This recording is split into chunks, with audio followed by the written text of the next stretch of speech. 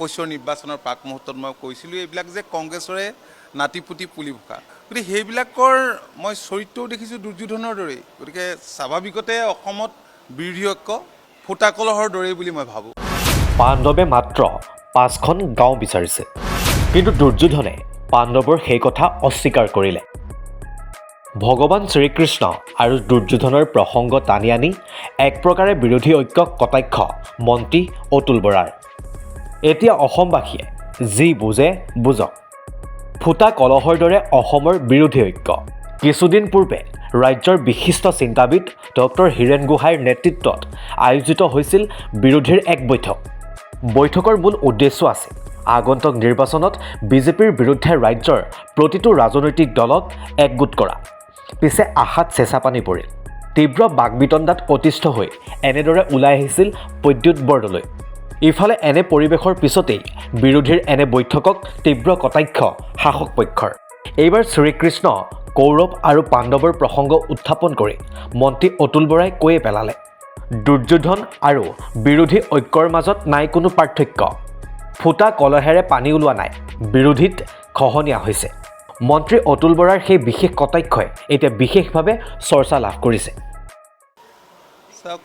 অসমত বিৰোধীৰ ঐক্য ফুটা কলহৰ দৰে ফুটা কলহত যিদৰে পানী নৰয় ঠিক তেনেকুৱাই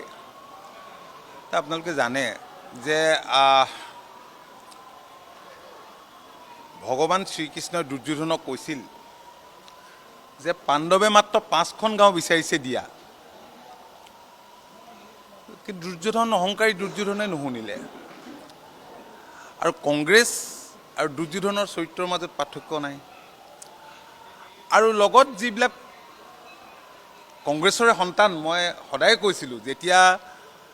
কেইটাবোৰ দল জন্ম হৈছিল সেই জন্মক্ষণতে 21 নিৰ্বাচনৰ প্ৰাক মুহূৰ্তত মই কৈছিলোঁ এইবিলাক যে কংগ্ৰেছৰে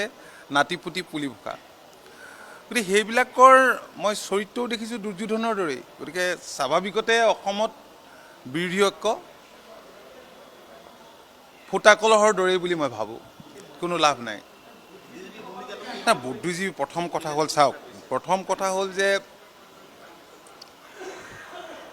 মানে দুৰ্যোধনৰ কেৰেক্টাৰ আৰু এইসকলৰ যিসকল লগ লাগি আছে এতিয়া পিতৃ মাতৃ সন্তান এইসকলৰ কেৰেক্টাৰটো দুৰ্যোধনৰ দৰে দুৰ্যোধনে শ্ৰীকৃষ্ণৰ কথাই শুনা নাই তো হীৰেণ গোহাঁই ছাৰৰ কথা বা কোনে শুনিব আৰু তাতে এই গোটেইবিলাক পলিটিকেল মানুহ তো এগৰাকী নন পলিটিকেল ব্যক্তিৰ দ্বাৰা যে পৰিচালিত হ'ব সেই কথাত আমাৰ সন্দেহ আছে গতিকে এইবিলাক হ'লেও আমাৰ কথা নহয় মই লোকৰ কথাত ইমান মাত নামাতোঁ তথাপি আপোনালোকে হৈছে কাৰণে এইখিনি কথা কৈছোঁ দুৰ্যোধনৰ কেৰেক্টাৰটোতো আছেই সকলোৰে একেটাই আছে আপোনালোকে প্ৰতিটো পাৰ্টীৰ নেতাসকলৰ যদি স্বভাৱ চৰিত্ৰ যদি ভালকৈ পৰ্যবেক্ষণ কৰে পাৰ্থক্য কি আছে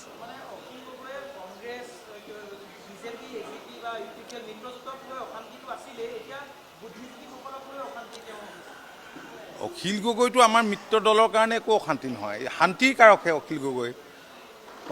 যদি বাহিৰত থাকিলেহেঁতেন তেতিয়াহে থু থা কৰি থাকিলেহেঁতেন নাটকবিলাক ইয়াতেতো চবে মই ভাবোঁ যে বিৰোধী মিত্ৰ দলৰ কাৰণে অখিল অশান্তিৰ কাৰণ মোৰ দৃষ্টিত নহয় অখিল গগৈ মই আৰু তেওঁৰ কথা বিশেষ কি ক'ম আপোনালোকে দেখি আছে জানি আছে মই নকওঁ